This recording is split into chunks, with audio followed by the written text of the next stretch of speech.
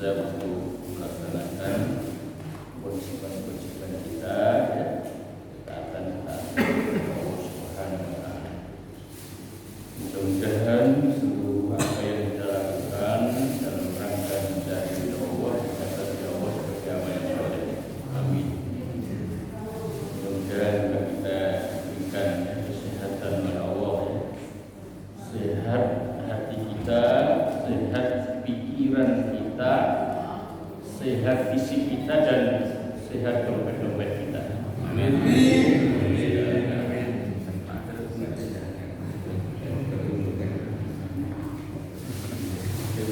Dompet terakhir penting kan? Kalau sehat itu biasanya jasadnya, hatinya dan pikirannya juga ikut sehat. Kalau dompetnya nggak sehat ya dengan pikiran. Kalau Pak Sentot ini sehat terus, jadi dompetnya bendara. Bapak-bapak dan ibu sekalian, kita lanjutkan ya terkait dengan pintu-pintu ya masuknya setan ke dalam hati kita ya. Tinggal dua yaitu hamdul awam ala tafakkur fi dzatillahi ta'ala wa sifatihi wa fi umurin la yablughuha hatta yushakkikum fi asliddin.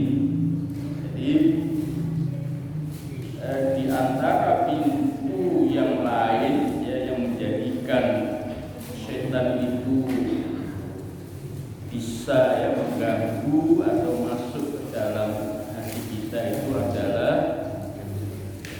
membawa ya, atau mengajak orang-orang yang awam ya, dalam pengertian mereka yang belum memahami agama atau keyakinan ini dengan benar untuk memikirkan zat Allah dan sifat-sifatnya, kemudian merenungkan ya, hal-hal yang tidak terjangkau oleh akal mereka, sehingga membuat mereka justru ragu-ragu terkait dengan dasar agama ini. Sebab itu, Bapak-bapak dan sekalian, terkait dengan Allah, sifat-sifatnya, ini lebih baik kita berhenti ya pada apa-apa yang disampaikan oleh Allah di dalam Al-Quran dan Sunnah. Berhenti di situ saja, tanpa kemudian kita yang mempertanyakan, kemudian merenungkan. Misalnya ya Allahi fawqa aydihim, tangan Allah itu di atas tangan mereka. Ya sudah, berhenti saja ya Allahi fawqa aydihim. Tidak usah itu pikir dan merenung tangan Allah itu bagaimana, ini bahaya. Karena itu nanti bisa menjebak kita atau kita terjebak dalam paham mujassimah, menyerupakan atau menjisimkan ya, zat Allah itu dengan ya dengan makhluk ya. Padahal Allah itu laisa kamitslihi syai'un, Allah itu tidak menyerupai apapun ya, atau tidak menyerupai dengan apapun atau dengan makhluk apapun. Berhenti aja. Dan lebih baik memang juga tidak usah diterjemahkan. Kalau terkait sifat Allah itu tidak usah diterjemahkan ya, yang dua fawqaidihim. Yaitu nanti kalau kita masuk ke sana memang banyak persoalannya ya. Ada yang misalnya mereka memahami tangan Allah itu di atas tangan mereka, terus kemudian tangan Allah itu bagaimana? Wow, serahkan pada Allah. Tapi ada yang kemudian itu menghindari pengertian kalau berarti tangan Allah berarti orang itu bisa membayangkan berarti Allah punya tangan seperti itu. Ada yang kemudian mentakwil kekuasaan. Tetapi bagi kita orang-orang yang awam ini yang paling aman sebenarnya ya itu bahwa itu ya. Kalau perlu tidak usah diterjemahkan, tidak perlu ada isbatul makna, tidak perlu ditetapkan artinya, tidak perlu. Bahwa ini ya di atas tangan mereka seperti itu lebih aman. Sehingga kalau kita mengartikan itu, memaknai itu atau kemudian mentakwil itu kan kemudian kita kan membayangkan. Nah ini yang menurut saya juga berbahaya dan kita memang tidak pada levelnya untuk berpikir semacam itu. Jadi lebih aman terkait dengan zat Allah, sifat Allah itu kita serahkan kepada Allah ya, pada pemahaman salafus saleh seperti yang Allah sendiri menyifatinya di dalam Al-Quran dan Sunnah. Dan yang lebih penting bagi kita ini justru merenungkan dan memikirkan tentang ciptaan Allah.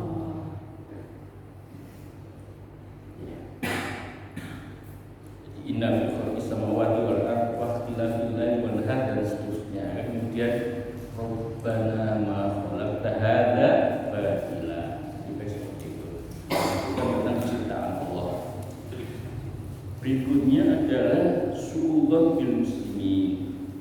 Nah ini tidak boleh kita ini su'udzon, berpikir yang negatif terhadap sesama muslim.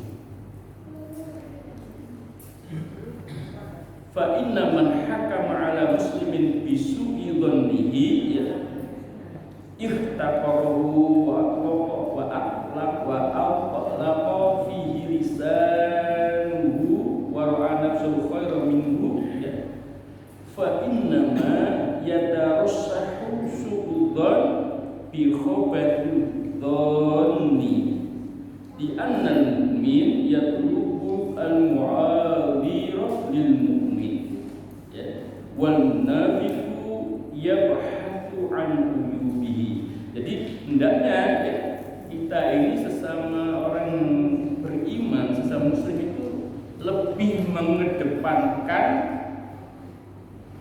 husnudzon, berpikir positif. Karena tabiat orang yang beriman itu atau orang muslim itu adalah mencari sebanyak mungkin alasan atas kekurangan dan kelemahan saudaranya. Misalnya diundang ya, saudara diundang acara yang baik ya, dan baik apa ya, cari alasan sebanyak-banyaknya supaya tidak muncul perasaan negatif atas saudara kita yang kita undang.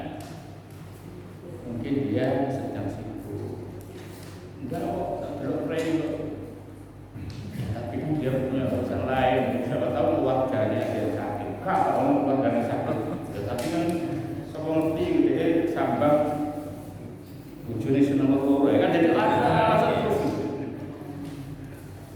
supaya tidak muncul apa rasa kayak gitu. Sehingga misalnya seperti itu. Nah ini orang yang beriman itu mencari udzur-udzur, alasan-alasan terhadap saudaranya supaya kita ini tidak berprasangka negatif.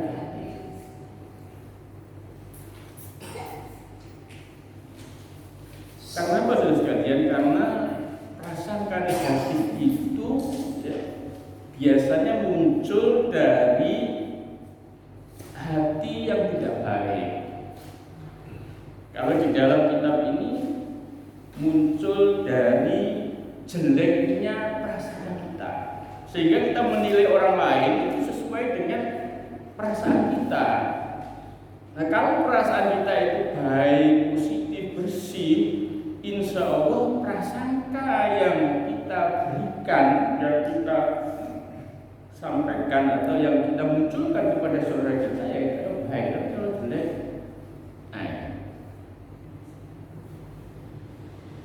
misalnya lihat saudaranya atau temennya itu jalan lewat Gang Doli gitu ya.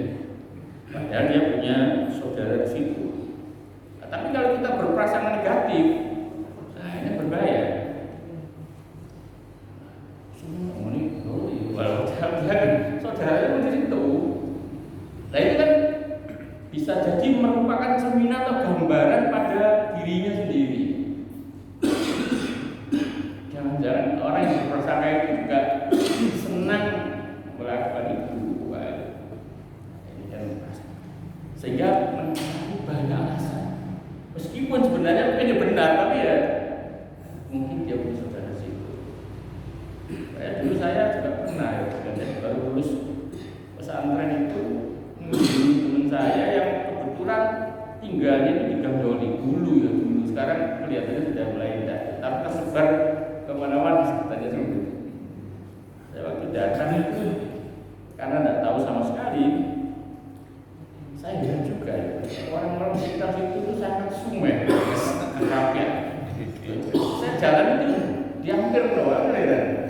Ngomong mas. Saya kemudian habis maghrib saya kondisinya seperti itu.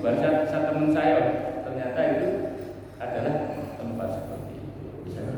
Nah ini kan kalau kita bersuudzon kan, wah mari ke pesantren kok seneng mana gitu kan.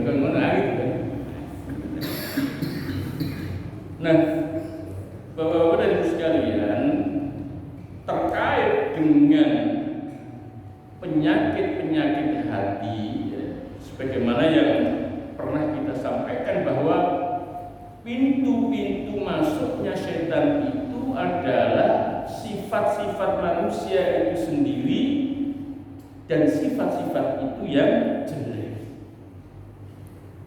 Sehingga ya, kata beliau, ya, musannif pengarang kitab ini adalah wa'ilaju hadhil afati syaddul madakhili bitadhhiril qalbi minas sifatil madmumah. Sehingga ya, pengobatan ilaj ya, terhadap penyakit-penyakit ini adalah dengan mensucikan hati-hati ini dari sifat-sifat yang tercela. Jadi kalau kita ingin ya, menutup masuknya atau menutup pintu-pintu tempat masuknya setan itu adalah dengan cara ya, membersihkan hati kita dari sifat-sifat yang tercela. Yang disebutkan ya, ada 10 pintu itu adalah ya tadi ya, al-hasad, ya, dengki, iri, kemudian hirus tamak, al-hirsu tamak ya, terhadap harta, terhadap manusia, kemudian amarah, ya, suka marah, suka emosi, ya ini harus dibersihkan, harus disucikan dari hati kita. Insya Allah Bapak-bapak dan Ibu sekalian, ketika hati kita ini bersih dari sifat-sifat yang tercela itu, maka syaitan itu enggan ya, untuk mendekat dan menetap di dalam hati kita. Kalau toh setan itu ingin menggoda, ya, itu dia hanya ya, berusaha untuk lewat. Tapi ketika kita usir mereka dengan zikir, dengan ta'awud, itu setan ini segera pergi. Tapi kalau hati kita kotor, ya, terus kemudian banyak sifat-sifat yang negatif di dalam hati kita, maka setan ini akan tetap, ya, akan mengambil tempat di dalam hati kita, terus menguasai. Nah, kalau sudah demikian, ini sulit mengusirnya. Kalau kita baca istighfar, ya, kemudian ta'awud, ayat kursi, mungkin dia tidak gampang pergi. Mungkin setannya malah ngomong, apa sih boleh gitu, gimana rasanya. Tapi kalau kita bersihkan, ini dia a'udzubillahi minasyaitonirrajim, langsung pergi. Karena apa? Karena wa mathalu syaiton kamathali kalbin ja'in yuqarribu minka. Karena permisalan setan itu seperti anjing yang kelaparan, yang berusaha untuk selalu mendekat kepada kita. Fa illam yakun baina yadayka lahmun wa khuzun, ya, fa innahu yanzajiru bi antaqula lahu akhsha. Jadi kalau setan itu, ya, atau kalau anjing itu, ya, tadi dimisalkan dengan anjing, kalau anjing itu mendekat dengan kita, terus kemudian kita ini, ya, tidak memiliki roti atau daging yang menjadi makanan anjing itu, maka anjing itu ketika kita hus-hus itu dia akan cepat, dia sudah mau pergi. Fa in kana baina yadayka syai'un min dzalika fa huwa jami'un lam yandafi'u 'anka bi mujarradil kalam. Tetapi ketika kita itu memiliki roti, memiliki daging, maka setan atau anjing itu berusaha mendekat dengan kita, ya, meskipun kita busak, ya, itu dia tidak mau lari, tidak mau pergi.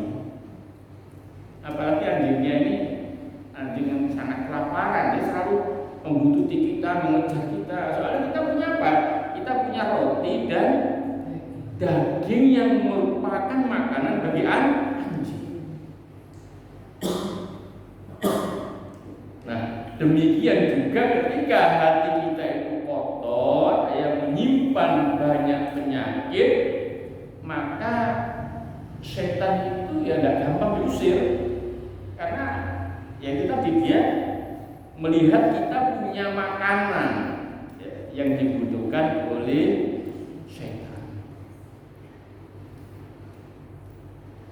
Saya lihat tidak ada yang suka ditemani setan, gitu, ya. Tidak ada. Itu berat, ya. Jangankan setan, tidak ada setan saja kita ini sudah dorongan untuk melakukan kemaksiatan dan dosa itu sudah besar, ya. Karena ada nafsu, ada hawa nafsu. Apalagi diprovokasi dan disupporteri oleh setan. Yang tambah dasar, ya. Jadi kadang-kadang kan gini, loh, katanya puasa itu setan itu dibelenggu. Kok bisa orang yang berbuat maksiat, ya, setan itu dibelenggu dan nafsunya tidak dikendalikan. Apa juga ada mengendalikan nafsu itu. Oleh sebab itu, bagaimana cara membersihkan? Nah, ini penting. Nah, ini kalau belajar itu, nah ini saya sendiri itu, yang penting itu bagaimana kalau kita belajar itu untuk diri kita sendiri, untuk memperbaiki, untuk meningkatkan. Kadang-kadang ada orang itu belajar tapi supaya dikatakan alim, supaya dia dikatakan tahu, supaya kalau bantah-bantah, kalau diskusi itu menang. Itu jangan. Niatkan ketika kita belajar seperti ini atau membaca apapun yang terkait dengan agama ini atau belajar yang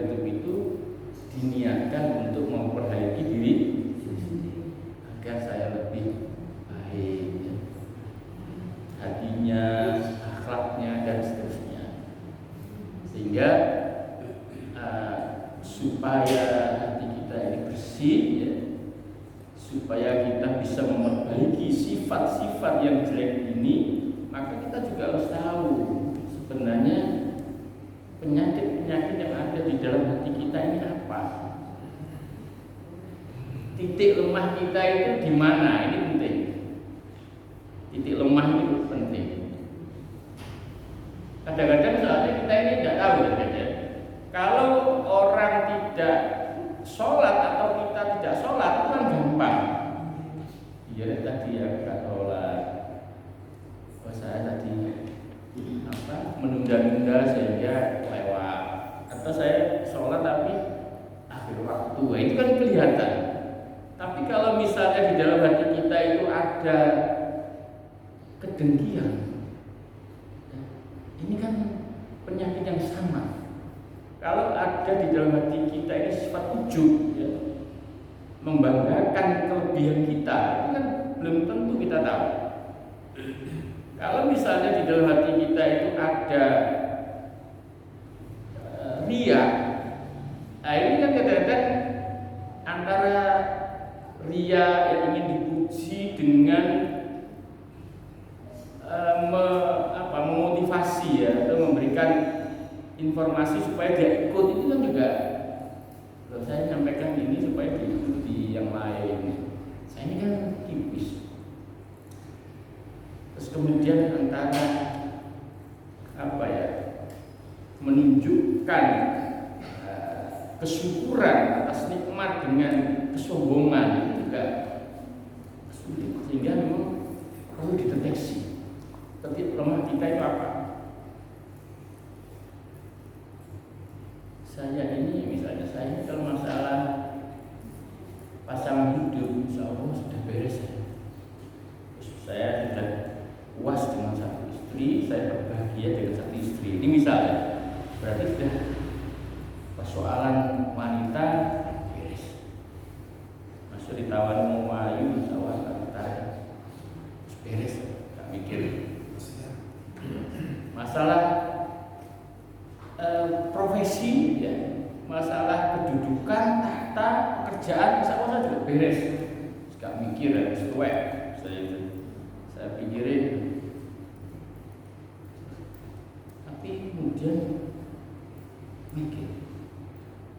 Tapi masalah keinginan ini saya belum puas atau belum selesai. Soalnya saya ingin wiki ya. Misalnya berarti untuk masalah ini saya belum merasa puas ya dengan apa yang saya miliki. Sebab itu kemarin kan kita pernah sampaikan tentang men-setting atau menetapkan titik kepuasan kita ya. Nah ini penting. Ini saya ulang-ulang karena ini bisa merubah mindset kita. Kalau posisi kita saat ini 7 ya, terus kemudian titik kepuasan kita itu 2, nah, maka kita ini sudah sangat bersyukur. Alhamdulillah. Karena apa? Karena titik kepuasan kita setting di angka 2, tapi capaian kita tuh 7. Tapi kalau posisi kita saat ini di titik 7, tapi titik kepuasan yang kita setting 10, nah maka kita belum bisa bersyukur. Kok baru bisa beli Avanza ya? Padahal saya ini pinginnya ini di atas Avanza apa misalnya itu Innova. Apalagi ini ada Innova Zen. Nah, dia kurang bisa bersyukur karena apa? Titik kepuasannya dia 10, padahal tak capaiannya baru 7. Tapi kalau dia ya titik kepuasannya 5, nah sekarang mencapai 10, nah ini kita bisa sangat bersyukur. Alhamdulillah. Dia nanti gak tahu mikir bisa mobil saya bisa beli Avanza. Bersyukur. Tapi kalau titik kepuasannya tinggi, kok Avanza yo, kok gak Innova, terus kemudian atasnya lagi kok gak Fortuner ya, terus kemudian kok gak Alfa. Dan untuk titik kepuasan ini memang seharusnya atau sebaiknya kita men-setting titik yang paling rendah dan jangan membanding-bandingkan dengan titik kepuasan orang lain. Masa aku udah sampean itu tak pikir harus lebih dari 30 tahun. Ini dong kapan aku tidak melakukan luar negeri ya repot iso makan di restoran mewah kemudian minum kopi di Starbucks padahal Starbucks kan warkop seperti kopi ada teman saya itu mesti kalau ngopi itu di share ini aja bisa menengok tapi gak mau sekali-kali kan ada yang ngajak ngopi di Starbucks ya. Tapi hati-hati nih Pak Mujiono, jangan nanti sering-sering diajak ke Starbucks ya repot aja nah, ketika seseorang ini mampu men-setting titik kepuasannya pada titik yang paling rendah, maka dia sudah selesai dengan persoalan dunia. Sehingga dia bisa berpikir untuk hal yang lebih besar, yaitu persoalan akhir.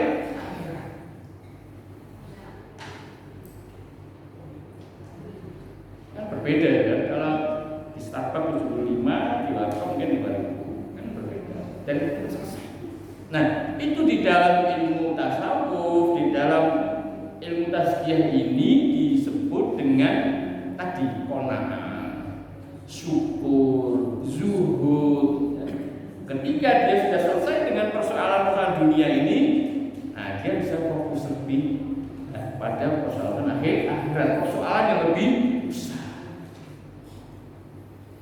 Jadi kalau malam minggu dia tidak berpikir, aku pengen healing misalnya ke Pakuwon misalnya, atau ke Pakuwon City atau Ciputra, lihat apa, tidak berpikir seperti itu. Bisa baca Quran surat An-Nur. Tabarakalladzi biyadihi al-mulku wa huwa 'ala kulli syai'in qadir. Nah,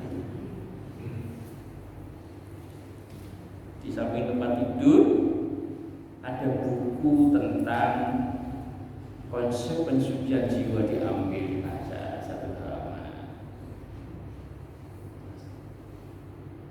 Kok tangan jam 3 saya pengen yang mulai baca Quran, istighfar yang banyak.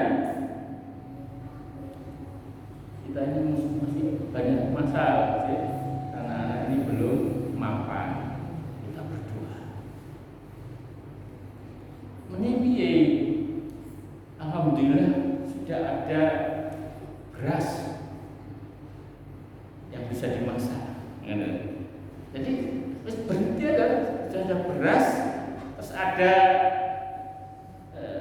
sop-sopan karena beli 3.500 lengkap ya, ada wortel, ada terus kemudian sudah ada TP, alhamdulillah. Karena apa? Karena titik kepuasan yang disetting itu memang minimal. Ngoten bagus ini.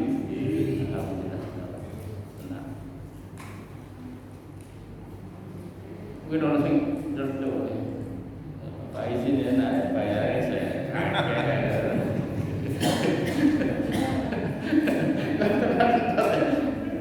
nah saya TikTok nak bayar rakyat ya, tapi saya juga latihan sedikit sarapan betul, sarapan nasi bungkus itu cahaya dia produk itu apa saja campur, alhamdulillah. Kamu mereka saya campurin kalau telur puyuh, kalau usus dari regane 7.000 tapi telur puyuh kalau usus 20.000 sih. Itu saja. Jadi ya Allah, ya mengenali. Nah itu bagaimana caranya kita mengetahui kekurangan ya, aib-aib kita ya, sehingga bisa kita tutupi, kita perbaiki. Idealnya ya, itu memang menghadap kepada seorang syekh. Kalau di dalam ilmu tasawuf itu seorang mursyid. Atau kalau kita sekarang ya mungkin kiai atau ustadz ya, yang kita nilai ya, dia ustadz yang baik, yang lurus, yang alim, yang memang juga dia bersih hatinya. Nah, jadi kalau ini lah, kalau kita sakit secara fisik itu kan kita dokter ya, kemudian sama dokter didiagnosis sampai ini kakian mangan jeroan, sehingga ininya kolesterolnya tinggi, terus apa asam urat kurangi mangan jeroan. Dia sampai itu kakian mangan enak itu suwe dikurangi ya, sehingga sebab diabetesnya tidak naik. Nah ini kan kalau penyakit fisik ya kita kan datang ke dokter. Kalau penyakit hati ya, itu kita datang ke dokter spiritual. Ustaz saya kok seperti ini ya. Kalau lihat tetangga apa? Bolak-balik ya. Kalau lihat tetangga seneng kok aku kok susah ya. Kalau tetangga susah kok. Nah ini kan repot. Nah itu, oh iya kamu seperti ini, kamu harus begini. Atau mendatangi teman-teman yang baik, yang soleh. Nah ini pentingnya kumpul dengan orang yang soleh seperti itu. Kita ini kadang-kadang kan menutupi dan justru tidak senang kalau kita ini dikritik ya, atau dinasihati terkait dengan kelemahan kita. Kalau kita memang betul-betul ingin memperbaiki diri, kita hanya terbuka saja fair. Umar bin Khattab itu ya, satu ketika mendatangi seorang sahabat, misalnya